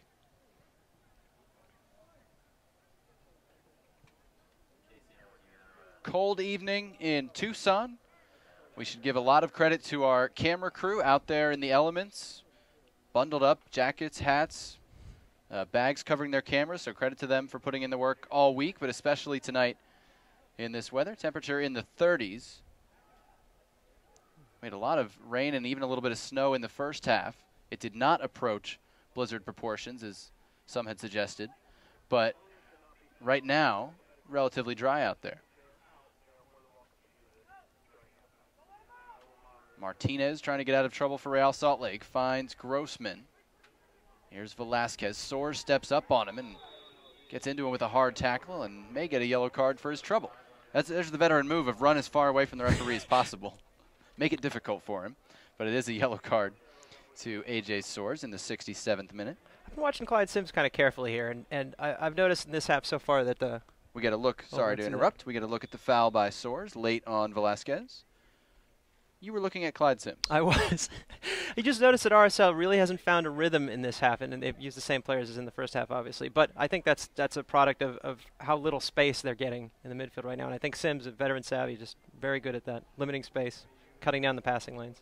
Well, and Real Salt Lake's best moves have come through that left-hand side with Palmer, and you just saw them try and find him, and Gabe Latigue, who has just shifted to right back, cut it out. Another bad tackle in the midfield. Jordani Alvarez there.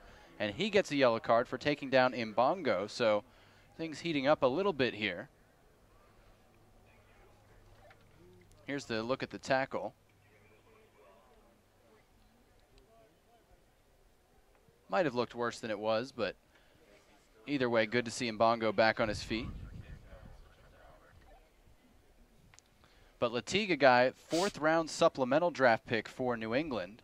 He was drafted out of Elon, the same school as Chris Thomas, NCAA's leading scorer. Thomas is not here. Latigue is still here, and he's still playing well, showing a little versatility by stepping to the back. That's something that every coach is looking for when they're trying to figure out those last couple guys on the roster. And obviously that's the hardest thing to do when you've got most of your team figured out and there's a final few spots to make out. It's not easy to weed out and make those final cuts and really sort of crush a guy at the end who's done very well in camp. Cameron Brown couldn't control that one on the right sideline. It's out for a Real Salt Lake substitution, and we get a mass sub for Real Salt Lake here on that throw-in. Here they come. This is not math, but this is quick thinking as we try and figure then this I'm out. out of here. 69th minute here as we get major changes. Jeff Adanella going to go in goal. Kenny Mansali to left back. Kwame Watson-Siriboe and Chris Schuler in the middle. Tony Beltran at right back. In the midfield, Kyle Beckerman will sit deep. John Sturzer on the left, Kari Stevenson on the right, Ned Grabavoy at the point of the Real Salt Lake Diamond. Olmes Garcia also out of the game, replaced by Alvaro Sabarillo. This is now 2 straight games now, right, for Grabavoy at the point of the diamond. It is. It's not something you're used to seeing out of Real Salt Lake. Or Ned Grabavoy. But, you know, every time you ask Jason Kreis, who's the guy you expect a lot more of out of this season, he said Ned Grabavoy for the last 2-3 seasons or so. So obviously they're very comfortable with giving him more responsibility. So pretty much first choice group right now in for Real Salt Lake as Beckerman hits this one long. Robbie Finley, who is also in, took out Joao Plata on that change. Saw that one come off his leg, and it'll be a throw-in for New England. Tony Beltran thought it was his throw and was coming all the way down the line, has to retreat.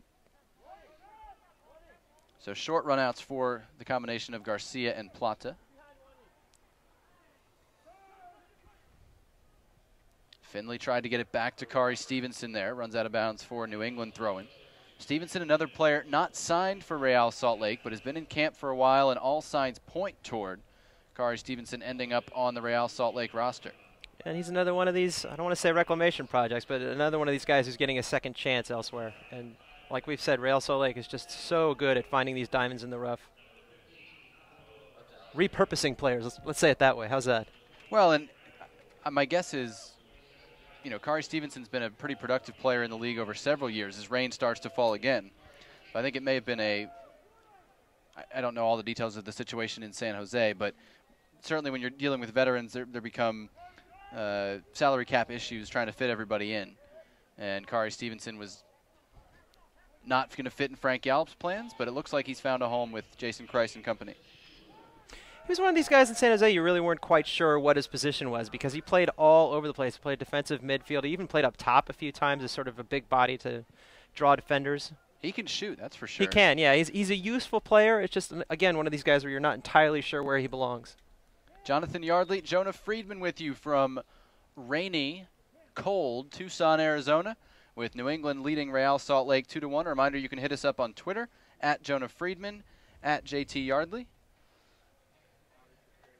We will try to answer any questions you may have and not take any criticisms you might have too seriously.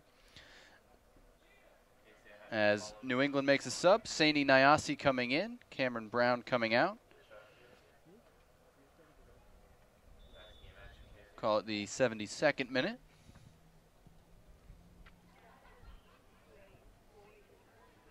Toha fighting for that one with New England. Polak won it, got taken down hard, and gets a free kick for New England.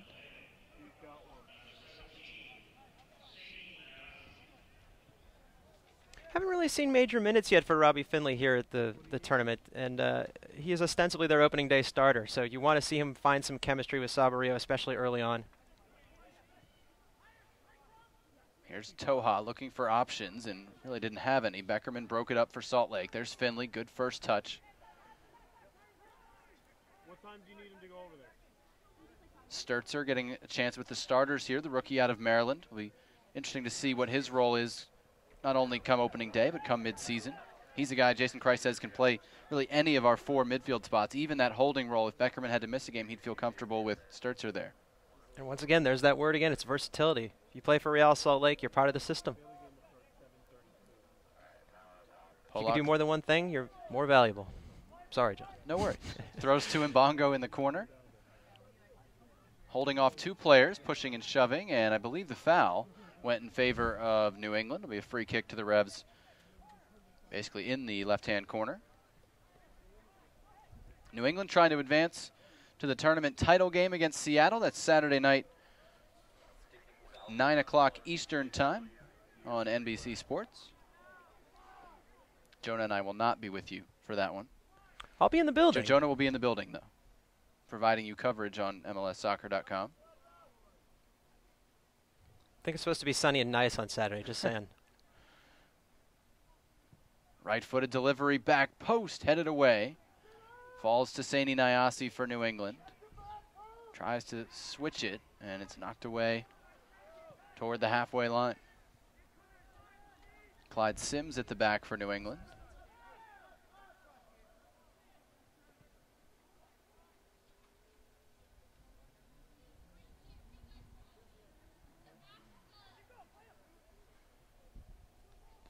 It was Latigue who delivered that free kick. He had a long run back to his right back spot, and now Toha is fouled going forward.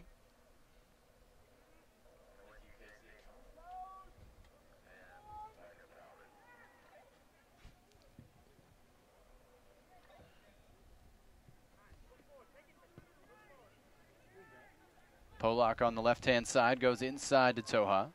Tried to scoop one through for Mbongo. Wasn't making the run, and they stand there and stare at each other. With purpose. Gonsalves' 6th language probably could have come in handy there.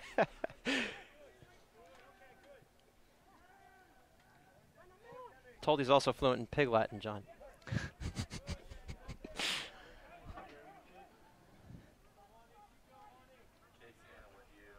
Or at least I want him to be. I really don't know how to respond to that, so I'm just going to leave it alone. I think that was appropriate. 75 minutes in here, New England in the lead 2-1. Toha and Polak combining. Mbongo leaves it for Polak coming forward, knocked away.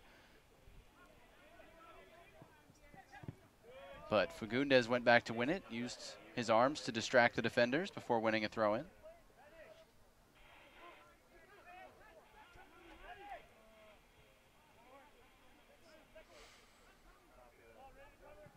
Fagundes off the throw-in. Beckerman broke it up, knocked it long. Finley chasing, so is Sabarillo.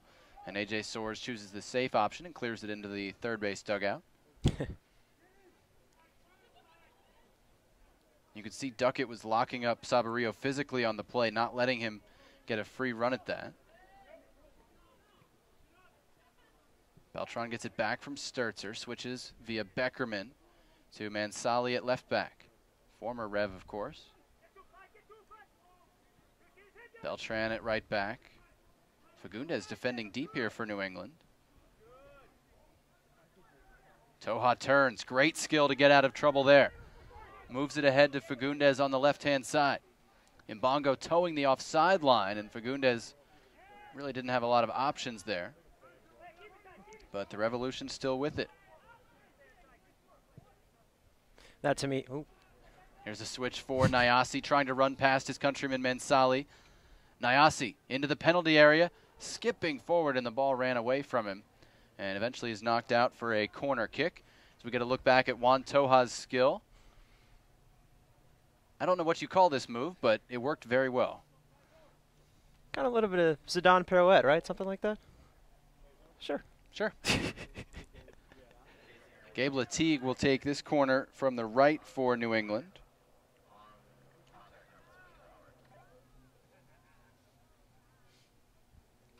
Latigue's delivery runs all the way through the box. Duckett was one of the targets.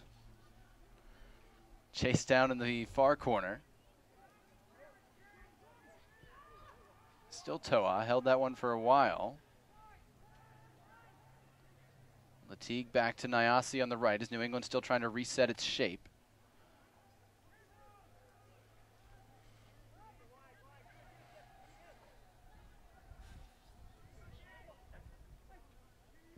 Soares going forward looking for Fagundes. Flag is up. Whistle blows. Free kick to Real Salt Lake on the offside call. Tough for Real Salt Lake starters, Jonah, to kind of get in a rhythm in these last 20 minutes when you come in against a group that's been already going for 25. And you have to think the elements have a little bit to do with that. You come in there cold, literally. It's tough to sort of get some momentum going. For those of you just joining us, yes, it's still snowing here in Tucson. Beckerman forward on the left-hand side for Finley. Uses speed to get to the end line, plays it across. Nobody can get there. Grabavoy at the back post. Collects for Real Salt Lake. Under pressure from Polak, who wins it well for New England. He's a guy who struggled to get minutes, but Polak making a big play there on Grabavoy. Still Real Salt Lake, however. And Sturzer tackled by Soares. And A.J. Soares getting a warning. He's already on a yellow card. And if it were the regular season, that would have been a nervous moment for A.J. Soares. Absolutely. I was going to say, the nice thing seeing there was seeing Robbie Finley get to the end line like that and just sort of take on defenders. That's something that obviously RSL really haven't had as part of their attack since Finley left. So assuming that he can find a way to link up with his fellow attackers, that's going to be a nice weapon for Real Salt Lake this season.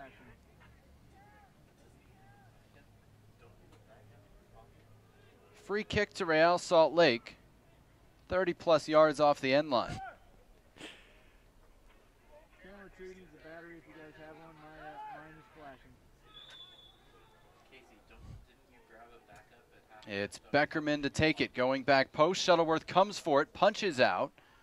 Grabavoy tries to settle. Sabarillo tried to leave it for him, and Toja broke it up for New England. Fagundes drives the switch for Mbongo. That's a nice ball. It's a great ball.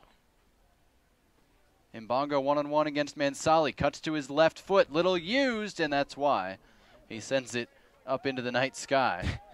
He tends to stay on his right foot, and that's one reason he was able to successfully make the move to his left. I mean, on one hand, you're glad to see him be aggressive and say, why not take a shot, but he didn't really have time to set, and obviously not on his preferred foot.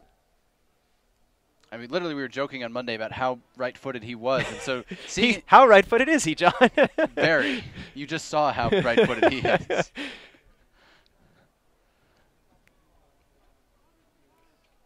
Good correction on terminology here from David Archer on Twitter, saying that Toja pulled a roulette made famous by Zizou. Roulette. Oui.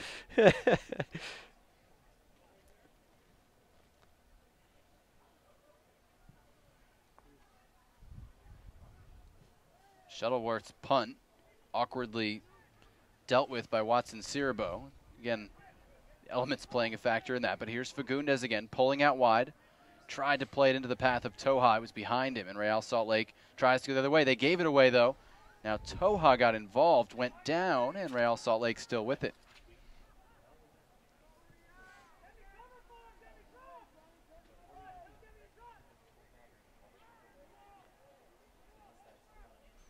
Mansali inside to Beckerman, 82nd minute. New England leading Real Salt Lake 2-1. And again, Real Salt Lake not going to put too much stock into the results of the games in this tournament, as they're currently on track to go 0-2-1. But again, 2 of those 3 games, they started what you would consider their reserves and played them for about 60 minutes. I don't think that Jason Christ is going to lose too much sleep about the results, but what is he going to take away from some of these performances? Well, he had a young back line working together in the first half, and I thought they performed reasonably well. So obviously, again, it's nice to see some depth get cultivated, but also Sebastian Velasquez, as we said, looking really good in the first half, being the quarterback of this team, if you will. And I think that's something to watch as the season progresses. There's going to be a lot expected of him. I feel like he's been a bit anonymous when placed on either outside of the diamond, but absolutely very agree. comfortable in the center of the field today. And you start to wonder, what if he's a better option than Luis Gil? It's the guy they've been championing as possibly the understudy to Javier Morales. Or what if Gil is, more effective than Velasquez on the outside? You can play them both in the lineup at the same time. It opens up a lot of options for Jason Christ. Gil, I thought, kind of disappointing for the US U20s in the CONCACAF Championship opener. Even though they won 2-1 over Haiti, he was somewhat anonymous, I thought. Talking about a guy who the offense needs to go through. There wasn't much of that for the U.S. U.S. will play Costa Rica on Friday, trying to advance in that qualifying tournament. Here's Fagundes bursting down the left-hand side for New England. Gets to his right, tried to leave it at the top of the box, but not close to Toha, picked off by Yordani Alvarez. Robbie Finley in his own half. Tries to work on Polak, and it's broken up by Sims.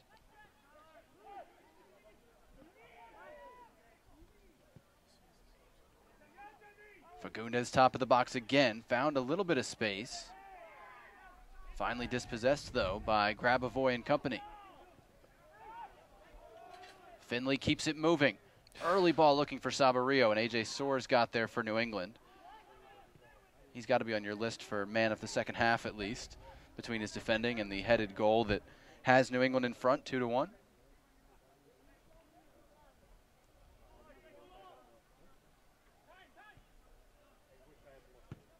Fagundes' header drifts out of bounds. It'll be a throw-in to Real Salt Lake. Coming up next, Seattle and New York.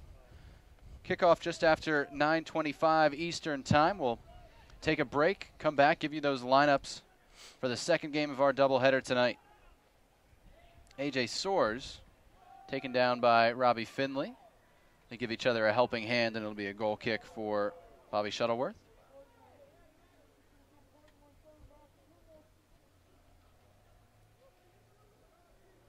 You don't see either team really taking chances at this stage late in the game. It's starting to look like they'd be happy to get out of here with the result holding like this. I'm happy to get out of here healthy. that's the number one goal absolutely. of preseason is avoid injuries. And we've had some guys go down today, but thankfully nobody leaving the game due to injury that we know of.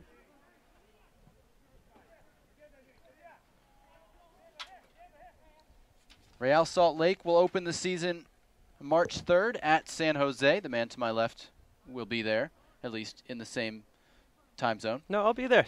I'm looking forward to that one. And RSL will be at DC United on March 9th before opening at home against one of their main rivals, the Colorado Rapids, on March 16th. New England, on the other hand, is the only MLS club that does not play on opening weekend. The Revolution opened March 9th at Chicago. Talked to Chad Barrett this week. That's one of his former clubs. He's hoping to be available for that game as A.J. Soares clears out of the back. March 16th at Philadelphia for New England, and the home opener at Gillette Stadium March 23rd against Sporting Kansas City and one Benny Feilhaber.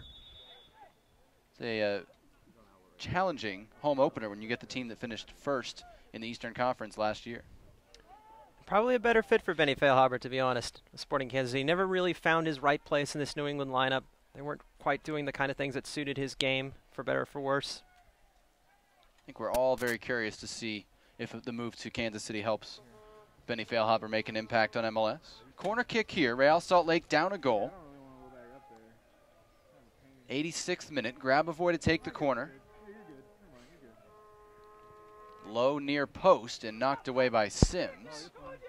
Grabavoy didn't get the contact on that he was hoping for. Beltran under some pressure here. We'll go all the way back to Jeff Adanella in the Real Salt Lake goal. He has not had a whole lot to do since coming in.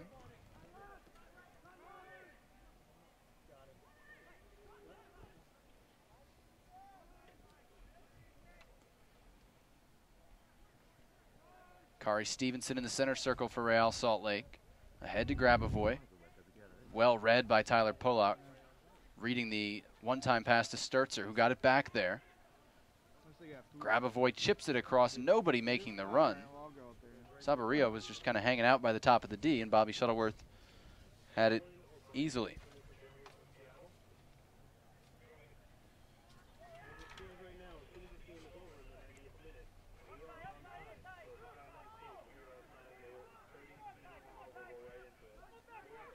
John, you mentioned that matchup between Real Salt Lake and Colorado on the third match day of the MLS season. That's a rivalry weekend, a new wrinkle put into the schedule this season where pretty much every team is playing against their bitter rivals. New York playing DC, LA playing Chivas. Houston, Dallas. Houston, Dallas, some good stuff. Toronto, Montreal. That is correct, yeah. The only one that doesn't quite fit the bill is San Jose, Columbus. Hey, at least they're old powers of inaugural year of MLS, right? I maintain I would. They did some memorable playoff series back in the day. They did, yep. I would have liked to see San Jose, LA that weekend, but it's hard to pass up LA Chivas. Cross comes in, headed down by Soares. Sturzer did well to keep it alive. This is Grabavoy. Sabarillo, great first touch. Sabarillo, left-footed shot. Sabarillo ties it up for Real Salt Lake in the 88th minute. Great moves in the penalty area. And Sabarillo ties things up. Great strike. Here he is getting to his left, cut past a couple defenders. And really hit that well. Wow. And that's just a pedigreed World Cup veteran player doing what he does best, taking the time to set his shot, coming around on the ball. Perfect hit. When I say he hit that well, a lot of guys curl that. Yeah. And he hit that with his laces on a straight line to the upper corner. Really. Sometimes you just got to keep it simple. So 2-2 the score. That will change our math. Jonah shudders at the thought. So New England, if this score holds, again we're tied 2-2, New England would be on 4 points, which would still mean that they would still go through. Well, but a New York win. Oh, by more than. A New York win would leave them tied, and if New York's goal differential was enough, goal differential's the first tiebreaker, not head-to-head. I seem to recall something similar here last year at the Desert Diamond Cup, where everybody finished tied on points and there was a tiebreaker involved. I think that scenario was close to happening, but ended up not happening, if I remember right. But I wasn't here last year. So. And yet I was. Foul whistle there with New England going forward. Soares not happy about it. It'll be a free kick for Real Salt Lake. About 30 seconds left in regulation. We'll see how much stoppage time is added. Shouldn't be a whole lot. 2-2 the score. Alvaro Sabarillo, a late goal. And a good one to tie things up. Sims forward. Toha took a hard knock, not called. Real Salt Lake keeps going. Finley on the right, ahead to Grabavoy. Is there a winner? Grabavoy cuts it all the way back. Kari Stevenson fires low. The winner, Real Salt Lake. 2 goals in the last 3 minutes. Are going to win this game and give themselves a shot to go to the tournament final. Kari Stevenson's shot slipped through Bobby Shuttleworth, who is furious with himself right now. So much time for Stevenson on the ball. He had time to check, set, almost too long. I thought he was taking too long, and yet still blasted it through.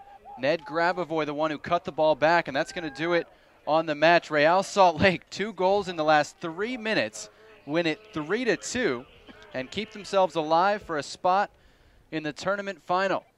We got to look back. There's the shot by Stevenson.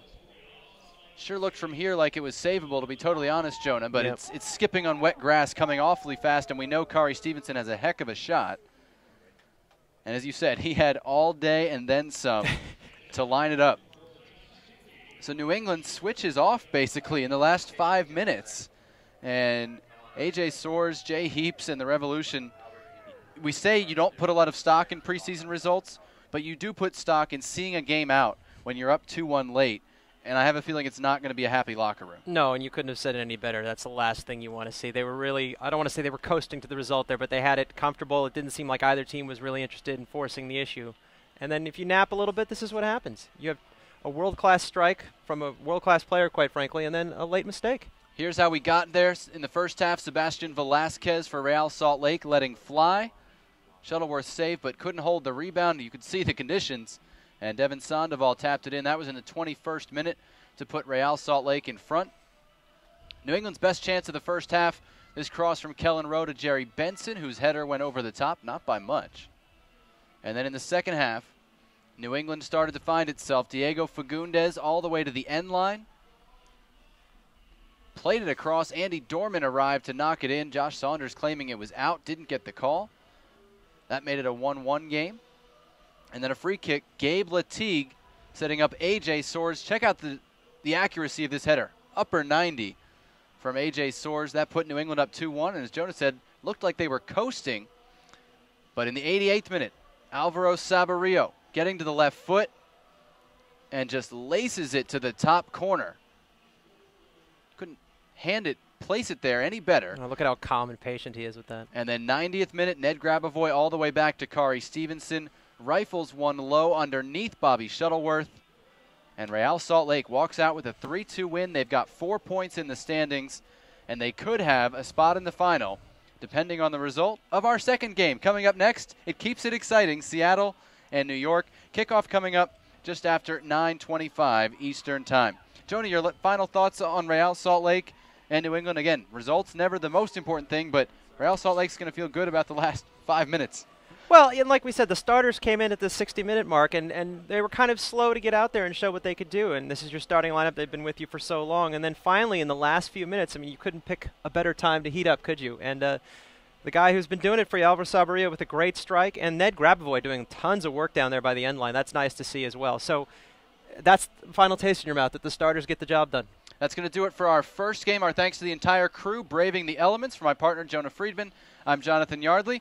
Take a break, grab a snack, come back with us in about 20-25 minutes. We'll have the second game, Seattle and New York. Glad you could join us on MLS Soccer. Take a break. We'll be back in a little while from Tucson.